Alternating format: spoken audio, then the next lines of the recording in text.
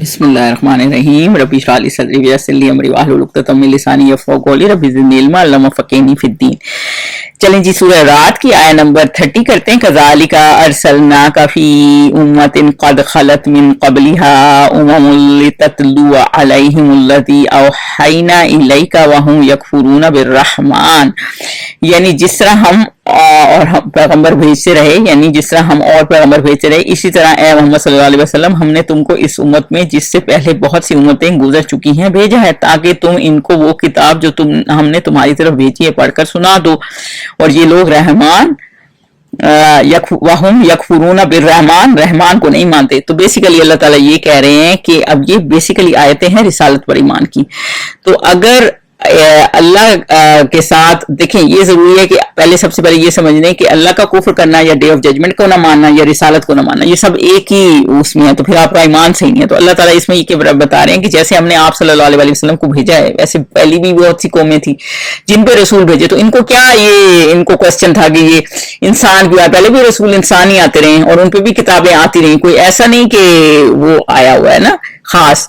تو اللہ تعالیٰ نے یہ کہ یہ کوئی انسان آ گیا اور پہلے انسان نہیں آتے تھے، تو اللہ تعالیٰ کہہ رہے ہیں پہلے جو امتیں گزری ان میں بھی یہی معاملہ تھا، تو یہ تو کوشچن ہی ختم ہو جاتا ہے۔ تاکہ تم ان کو کیوں بھیجتے ہیں رسول اللہ تعالیٰ؟ تاکہ ان کو کتاب یعنی کہ ہمارا پیغام وہی جو ہے پڑھ کے سناؤ، کیونکہ دیکھیں وہی جو ہوتی ہے نا، پروفٹ کا ایک کنیکشن اللہ تعالیٰ سے ہوتا ہے، وہ وہی کے ذریعے ہوتا ہے، اور اسی طرح پروفٹ کا عام بندوں سے کنیکشن ہوتا ہے جو اللہ تعالیٰ کی وہی انسانوں کو پڑھ کے سناتا ہے، اور یہ تاکہ وہ اللہ کا پیغام سنائیں، اس لیے اللہ تعالیٰ نے بھیجے ہوتے ہیں۔ اور سب سے بڑی بات ہے وہ اس پہ عمل خود بھی کر کے دکھاتے ہیں، تاکہ یہ بتانے کے لیے کہ ڈو بلیون، تو لوگ کہیں کہ اللہ تو انسان نہیں ہے، تو پھر اللہ تعالیٰ نے یہ پیغام بھیجا تو ہم سے تو ہو ہی نہیں رہا، تو وہی اللہ تعالیٰ بتا رہے ہیں کہ انسانوں کے لیے اللہ تعالیٰ نے وہی چیز بھیجی ہے جو ایک انسان کر سکتے ہیں، اور اس لیے اللہ تعالیٰ نے انسان بھی بھیجا ہے۔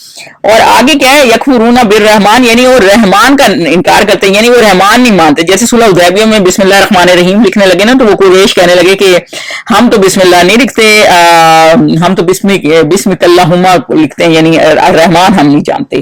تو وہ الرحمان رام سے ان کو وہ تھا، تو حضور صلی اللہ علیہ وسلم نے کہا تھا کہ ٹھیک ہے چلو اتنا لکھ دیں، تو یہ وہ کہتے ہیں ہم رحمان نہیں جانتے، تو نہیں مانتے، کہہ دو وہ وہی تو میرا پروردگار ہے، اور آپ ان کو کہتے ہیں کہ وہی تو اللہ ہے جس کی طرف ہم نے لوٹنا ہے۔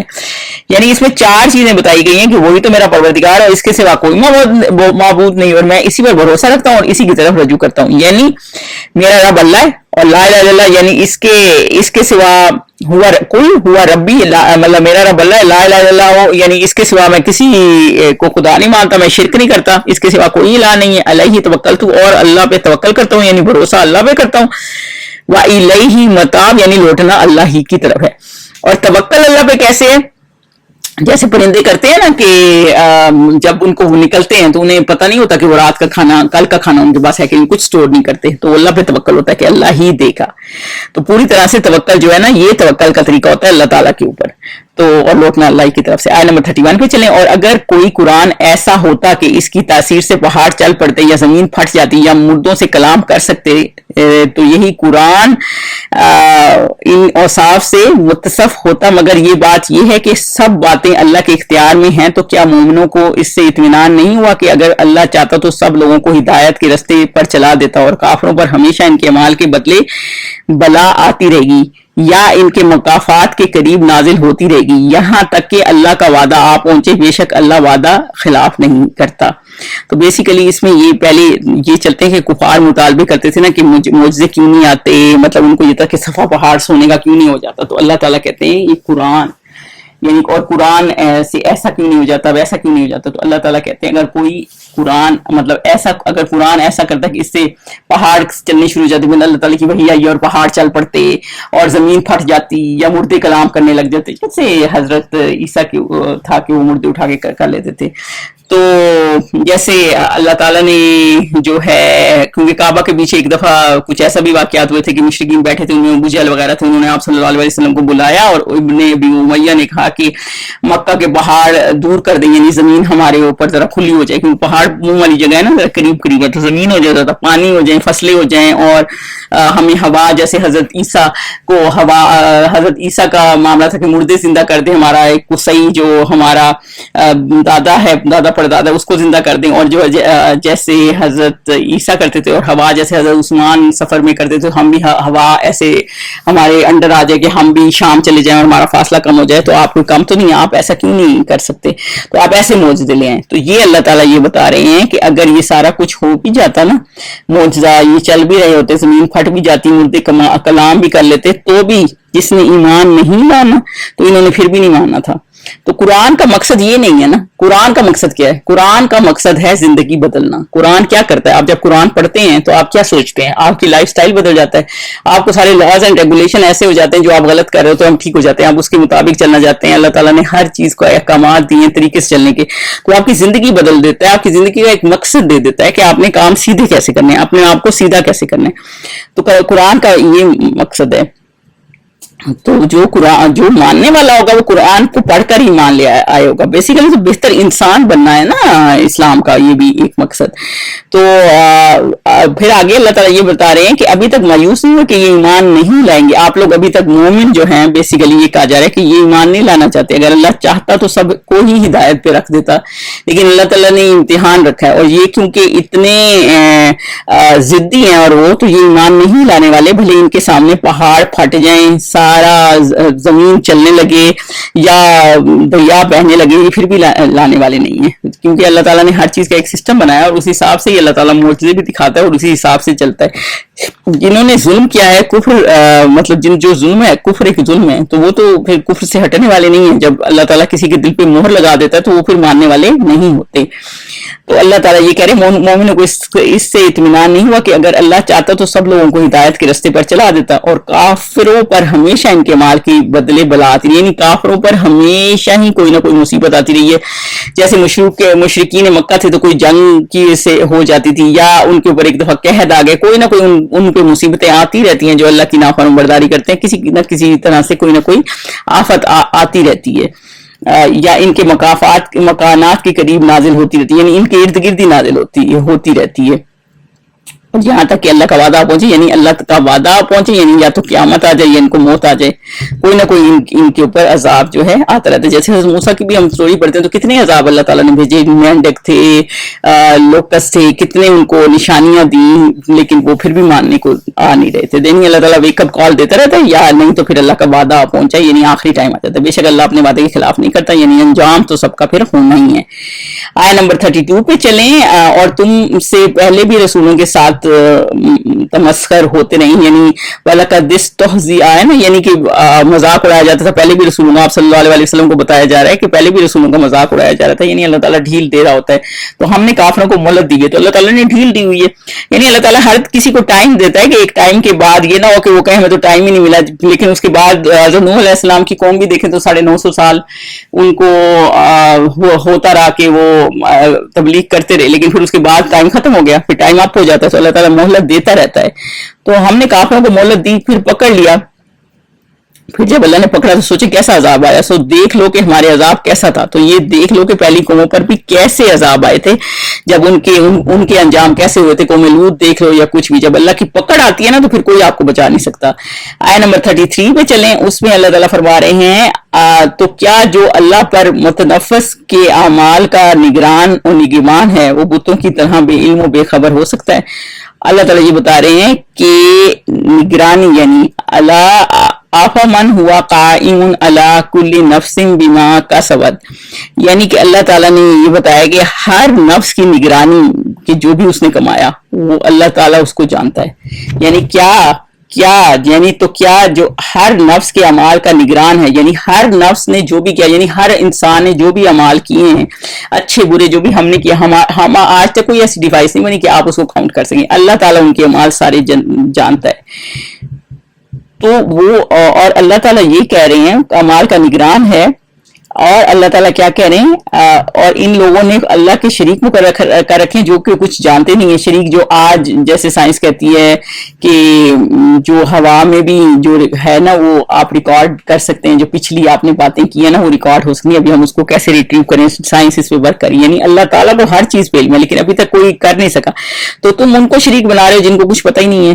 तो अल्लाह ताला ये कह रहे हैं कि तो क्या जो अल्लाह हर नफ्स के अमाल का निगरान है اور ان لوگوں نے اللہ کے شریک مقرر رکھا رکھے ہیں، ان سے کہو کہ ذرا ان کے نام تو لو، یعنی ان کے نام تو لو، کیا تم اسے ایسی چیزیں بتاتے ہو جس کو وہ زمین میں معلوم نہیں کرتا؟ یعنی کہ اللہ تعالیٰ یہ کہہ رہے ہیں کہ نام لو ان کے، مطلب ان کے تم نے نام بنا رکھے ہیں کہ کیا صفات ہیں، انہوں نے کیا کیے ہیں۔ یعنی اللہ تعالیٰ کو تو ایک چونٹی کالے پتھر پہ ایک جو لائن ہوتی ہے اس کا بھی اللہ تعالیٰ کو پتا ہے جس راستے سے جاری ہوتی ہے، تو تم نے تو بس ان کے نام ہی رکھے ہوئے ہیں کہ یہ بت ہیں، یہ جلات ہیں، مطلب یہ کیا کرتے ہیں، یہ اللہ تعالیٰ مطلب اس کے یہ بتا رہے ہیں ان کے نام، ان کے بس نام ہی، ان کے کیا کرتے ہیں، بس ان کے نام ہی لیے ہیں۔ اور وہ بات بتا رہے ہیں جس کا اللہ کو، اور تم مجھے وہ بات بتا رہے ہو کہ اللہ کو پتہ نہیں کہ تمہارے اللہ کے شریک بنا رہے ہو، اللہ کو پتہ نہیں ہے کہ اللہ کے یہ شریک ہیں، کہ زمین میں اللہ نے یہ شریک چھوڑے ہیں، تو مطلب تم وہ بات اللہ کو بتا رہے ہو کہ یہ زمین کے خدا ہیں جس کا اللہ کو پتہ نہیں، مطلب یہ اس طرح کوسچن ہو رہا ہے، تم سمجھتے ہو کہ اللہ کو پتہ نہیں جس کو ہر چیز کا پتہ ہے، ہر نفس کا پتہ ہے، مطلب یہ تو صرف ظاہری منہ میں کہنے والی بات ہے نا کہ یہ کرتا ہے وہ کرتا ہے اور کر کچھ سکتا نہیں ہے۔ اور اللہ تعالیٰ یہ کہہ رہے ہیں جس کو وہ زمین میں معلوم نہیں کرتا، یا محض ظاہری باطل اور جھوٹی بات کی تقلید کرتے ہو۔ اصل یہ کہ کافروں کو ان کے فریب خوبصورت معلوم ہوتے ہیں، یعنی ان کو اللہ تعالیٰ نے جو ہے نا انہوں نے خوبصورت بنا دی ہیں غلط چیزیں، ان کی چالیں، کافروں کو ایک غلط کام کو جیسے شیطان خوبصورت بنا دیتا ہے نا، تو اور اللہ اصل راستے سے ہٹے ہوئے ہیں تو ان کو وہ خوبصورت ٹھیک لگتے ہیں، غلط راستہ بھی ان کو ٹھیک لگتا ہے، اور وہ ہدایت کے راستے سے روک لیے گئے ہیں، کیونکہ اللہ تعالیٰ نے ہدایت انہیں کو دیتا ہے جو ہدایت چاہتے ہیں، تو ہدایت کے راستے سے روک لیے گئے ہیں۔ اور جسے اللہ گمراہ کرے اس کو کوئی ہدایت دینے والا نہیں، یعنی کہ جس کو اللہ گمراہ کرے نا اسے کوئی ہدایت دینے والا نہیں ہے۔ اسی لیے جب حضور صلی اللہ علیہ وسلم بھی بہت ورڈ ہو جاتے تھے نا کہ یہ ایمان نہیں لا رہے، تو اللہ تعالیٰ ان کو کہتے تھے کہ جب اللہ تعالیٰ نے ہدایت اللہ نے دے دی ہوتی، آپ کا کام ہے صرف پیغام پہنچانا، تو پیغام دے دیں، اور جس کو اللہ نے گمراہ کرنا ہو نا اس کو کوئی ہدایت نہیں دے سکتا، اور ہدایت تبھی ملتی ہے جب ہدایت کے لیے کوشش کرتے ہیں۔ آپ خود دیکھ لیں آج مسلمانوں میں بھی جو لوگ دین پہ کام کر رہے ہیں وہ آپ کو نظر آ رہے ہوتے ہیں کہ وہ دین پہ اتنا کام کر رہے ہیں، اور جو لوگ کام نہیں کر رہے ہوتے اور ان کو نالج بھی کم ہوتا ہے تو وہ پھر آپ کو نظر آ رہے ہوتے ہیں۔ یہ بھی وہی بات ہے نا کہ جتنی آپ محنت کرتے ہیں اتنا آپ کا نالج بھی بڑھتا ہے، عمل میں بھی آپ کے زیادہ آ جاتا ہے، اور جو آپ کا آخرت میں کام آنا ہے۔ 34 میں چلیں، لہم عذاب فی الحیات الدنیا، ان کو دنیا کی زندگی میں بھی عذاب ہے، دنیا میں بھی اس مشرکین کے لیے عذاب ہے، یعنی مشرکین مکہ جیسے بدر ہوئی تو کیسے ان کا برا انجام ہوا، قید بھی ہو گئے، فتح مکہ ہو گیا اور حکومت بھی جاتی رہی، اور آخرت میں بھی ان کا عذاب ہے۔ والا عذاب الآخرتی اشق، یعنی اور آخرت کا بھی عذاب بہت ہی سخت ہے۔ اشق یوز ہوتا ہے یعنی ایسا عذاب جس کے سہنے کی کسی میں ہمت نہیں ہوتی، مطلب اتنا بڑا عذاب ہے، بہت زیادہ عذاب ہے، تو آخرت میں بھی بہت زیادہ عذاب ہے اور دنیا میں بھی بہت زیادہ سخت عذاب ہے۔ وما لهم من اللہ من واق، اور ان کو اللہ کے عذاب سے کوئی بھی بچانے والا نہیں، واق کا مطلب کوئی بھی ان کا ولی نہیں، کوئی بھی ان کو بچانے والا نہیں ہوگا۔ آگے اللہ تعالیٰ 35 میں بتا رہے ہیں مثل الجنت التی وعد المتقون، اور جس باغ کا متقیوں سے وعدہ کیا گیا ہے اس کے اوصاف یہ ہیں کہ اس کے نیچے نہریں بہ رہی ہوں گی۔ اب اللہ تعالیٰ وہ بتا رہے ہیں جو جنت میں جائیں گے جن متقی لوگوں کا۔ متقی کون ہے؟ متقی بیسیکلی اللہ کے دوست ہوتے ہیں جو اللہ سے ڈر کے رہتے ہیں، ہر کام میں اللہ کو پہلے رکھتے ہیں، خود کو پیچھے رکھتے ہیں، جو اللہ تعالیٰ کے حساب سے چلتا ہے نا اس کو متقی کہتے ہیں۔ اور جیسے حدیث پاک کا مفہوم ہے نا کہ اللہ تعالیٰ قیامت کے دن 2 خوف اور 2 امن کٹھے نہیں کرے گا، یعنی جو دنیا میں خوف میں رہے گا یعنی متقی بن کے رہے گا، اللہ سے ڈر کے رہے گا، اس کو آخرت میں کوئی خوف نہیں ہوگا کیونکہ اپنی زندگی پوری اللہ کے احکامات کے مطابق گزاری ہوگی۔ اور جو دنیا میں امن میں رہے گا یعنی دنیا کی عیش و عشرت میں پڑا رہے گا تو پھر وہ آخرت میں اس کو امن نہیں رہنے والا۔ تو یہ والا بات ہے نا کہ 2 خوف اور 2 امن اللہ تعالیٰ اکٹھا نہیں کرے گا۔ آگے کیا ہے، اللہ تعالیٰ جس باغ کا متقیوں سے وعدہ کیا ہے ان کے اوصاف یہ ہیں کہ ان کے نیچے نہریں بہ رہی ہوں گی، یعنی بہتی ہوئی نہریں ہوں گی، اور اس کے پھل ہمیشہ قائم رہنے والے ہوں گے، یعنی ایسے پھل ہوں گے جو کبھی ختم والے نہیں ہوں گے، یعنی اگر کسی نے توڑ بھی دیا تو واپس ادھر دوبارہ پھل نکل آئے گا، یا پھر وہ سیزنل نہیں ہوں گے، جیسے یہاں ہوتے ہیں نا کئی سیزنل ہوتے ہیں، ہر وقت ہی ہر چیز اویلیبل ہوگی۔ اور قائم رہنے دائم مذلھا، یعنی ہمیشہ قائم رہنے والے ہیں، اور اس کے سائے بھی ہیں، یعنی اور اس کے سائے بھی ہیں، درختوں کے لمبے لمبے سائے بھی ہیں۔ یہ ان لوگوں کا انجام ہے جو متقی ہیں، اور کافروں کا انجام دوزخ ہے۔ یہ ان لوگوں کا انجام ہے جو متقی ہیں، اور کافروں کا انجام کیا ہے؟ جو کہ آگ ہے۔ یعنی سوچیں اس وقت جب یہ کافر دیکھیں گے یہ جن پہ یہ ٹارچر کرتے تو وہ لوگ کتنے آرام پہ تو کتنا پچھتائیں گے۔ آیت نمبر 36 میں چلیں، والذین آتیناہم الکتاب یفرحون بما انزل الیک، اور جن لوگوں کو ہم نے کتاب دی ہے وہ اس کتاب سے جو تم پر نازل ہوئی ہے خوش ہوتے ہیں. یعنی جو ان لوگوں کو ان کا اس سے مثال یہ بھی اہل کتاب بھی لی جاتی ہے تفسیروں میں. یعنی جن لوگوں کو ہم نے کتاب دی ہے, کون سی کتاب؟ یعنی جو تورات انجیل اہل کتاب تھی. جب ان کو علماء, آپ کو پتا ہے نا بہت سے لوگ تو یہودی جو تھے مسلمان مدینہ شریف میں مووی اسی وجہ سے ہوئے تھے کہ انہیں پتا تھا کہ ایک نبی نے آنا ہے, نبی نے آنا ہے. کئی ان کے بڑے مر گئے تھے بغیر حضور صلی اللہ علیہ وسلم کو دیکھے, تو وہ افسوس کرتے تھے کہ ہم پہلے فوت ہو گئے ہیں تو ابھی تک اللہ کے نبی نہیں آئے, کیونکہ حضرت عیسیٰ میں حضور صلی اللہ علیہ وسلم میں 6 سینچریوں کا ڈفرنس ہے نا. تو انہوں نے کہا جن لوگوں کو ہم نے کتاب دی ہے, اللہ تعالیٰ کہہ رہے ہیں اہل کتاب دے, انہوں نے حضور صلی اللہ علیہ وسلم کو دیکھا کیونکہ وہ حضور صلی اللہ علیہ وسلم کو پہچان گئے تھے تو وہ خوش ہوتے تھے. کتنے لوگ نجران سے آئے, نجاشی تھے ایمان لے آیا, 32 حبشہ سے آئے, مطلب حضرت عبدالسلام تھے جو ان کے ربائے تھے یہودیوں کے, وہ مسلمان ہو گئے. سلمان فارسی ڈھونڈتے ہوئے حضور صلی اللہ علیہ وسلم کو آئے, وہ مسلمان ہو گئے. تو مطلب یہ کہ وہ دیکھے, اور جب ہم نے کتاب دی ہے, وہ اس کتاب جب وہ قرآن سنتے تھے نا تو اس پہ تم پر نازل ہوئی ہے, اس سے خوش ہوتے ہیں. اور بعض فرقے اس کے بعض باتیں نہیں مانتے, یعنی ان میں سے کچھ گروہ ایسے کرتے ہیں کہ پھر وہ انکار کر کے کچھ نہیں مانے, اپنی ضد پہ اڑے رہے. سارا قرآن کا کیوں نہیں کہا گیا کہ سارا قرآن نہیں مانے, بعض اس میں سے کچھ حصے نہیں مانتے کا کیا مطلب ہے؟ سارا اس لیے نہیں مانے سارا اس لیے نہیں کہا گیا کیونکہ کچھ حصے تو بالکل تورات اور انجیل سے سیم ہے نا, تو تورات انجیل تو مانتے ہیں, تو جو چیزیں سیم نہیں ہے نا اس کو نہیں مانتے, جو ان کے مطابق نہیں ہے, جو ان کو لگتا ہے ان کے مطابق نہیں ہے. تو یہ کہ بعض حصے مانتے ہیں اور بعض حصے یہ نہیں مانتے. اور کہہ دو کہ مجھ کو یہی حکم ہوا ہے کہ اللہ ہی کی عبادت کروں, تو اپنا آپ بتائیں میسج دیں کہ مجھے یہی حکم ہے کہ اللہ ہی کی عبادت کریں اور اس کے ساتھ کسی کو شریک نہ بنائیں. میں اسی کی طرف بلاتا ہوں اور اسی کی طرف مجھے لوٹنا ہے, یعنی میں اللہ ہی کی طرف کی دعوت دیتا ہوں اور اللہ ہی کی طرف لوٹنا ہے. یہ ٹوٹل توحید کی دعوت ہے. آیت نمبر 37 پہ چلیں. وَكَذَلِكَ أَنزَلْنَاهُ حُكْمًا عَرَبِيًّا, اور اسی طرح ہم نے اس قرآن کو عربی زبان میں کا فرمان میں نازل کیا. عربی زبان میں قرآن کیوں نازل ہوا؟ ایک تو یہ کہ اس وقت جو قوم تھی وہ عربی تھی جس کے اوپر یہ ڈائریکٹ آ رہا تھا, تو ایک یہ بات ہے. دوسری عربی زبان کا ایک مطلب جو ہے وہ واضح اور کلیئر بھی ہے, تو یعنی واضح اور کلیئر ہے اور اس کی میننگ بھی بہت ڈیپ ہے, تو آپ ڈفرینٹ اینگل سے اس کو دیکھ سکتے ہیں. اس لیے بہت وسعت والی زبان ہے, اس لیے اللہ تعالیٰ نے اس کو عربی زبان میں نازل کیا ہے. اور اگر تم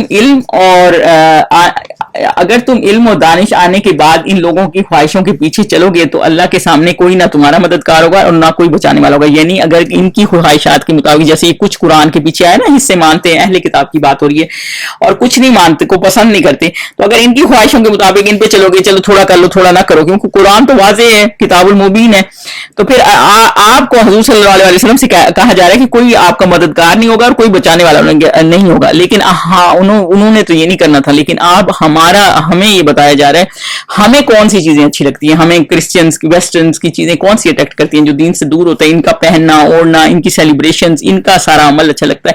تو اس کا مطلب ہے ہمیں بھی انہی کے طریقے پسند ہے, جو ان کے طریقوں کے مطابق چلے گا, ان کی خواہشوں کے مطابق. یہ ہے نا, ان لوگوں کی خواہشوں کے پیچھے چلو گے تو اللہ کے سامنے کوئی نہ تمہارا مددگار, تو پھر کوئی مددگار نہیں ہوگا, یعنی کہ پھر آپ دین میں چینجز کر رہے ہیں نا, تو وہ صحیح نہیں ہے. تو اس لیے ہمیں کس کے حساب سے چلنا ہے؟ ہم نے اللہ کے حساب سے چلنا ہے.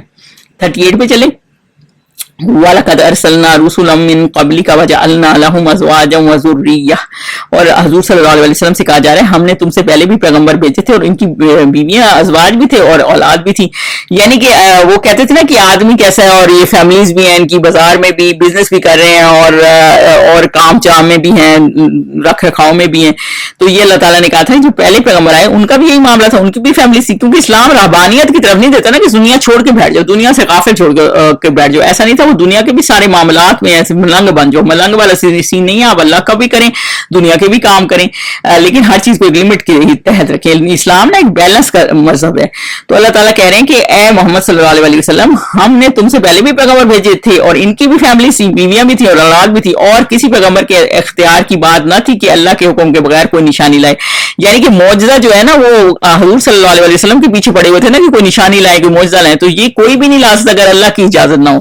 جو معجزے پرانے پیغمبر بھی لے کے آئے تھے, پچھلے پیغمبر بھی, یا حضور صلی اللہ علیہ وسلم نے بھی شق کمر کیا, وہ سب اللہ تعالیٰ کی ہی اذن سے ہوتا ہے.